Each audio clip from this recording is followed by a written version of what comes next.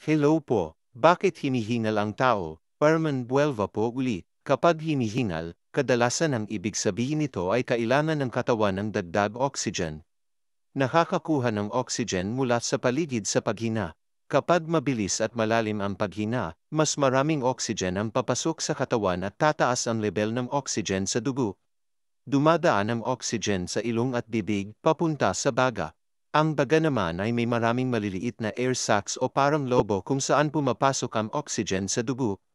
Ginagamit ng katawan ang oxygen para magbigay lakas sa selula o cells ng puso, utak at muscle.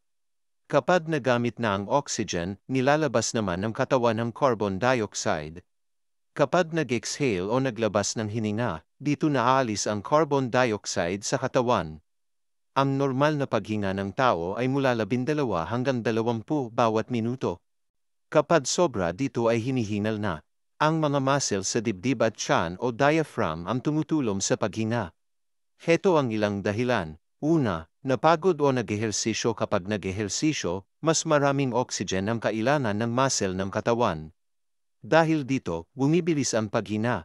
Pangalawa, kinakabahan at nervyos. Minsan, hindi naman kulang ang oxygen pero dahil sa nervyos ay napapabilis ang paghina.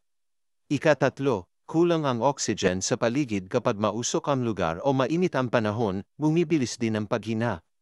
Kapag nasa mataas na lugar tulad ng bundok, nababawasan din ang oxygen sa paligid kaya mas mabilis ang paghina. Ika-apat, kapag kulam sa dugo o anemic o kulam sa kondisyon ng katawan, mas hihingalin din. Ika-lima, ang mga taong may sakit sa baga at puso ay mabilis humina. Para malunasan ito, magpatingin sa doktor. Ingat po palagi. God bless po.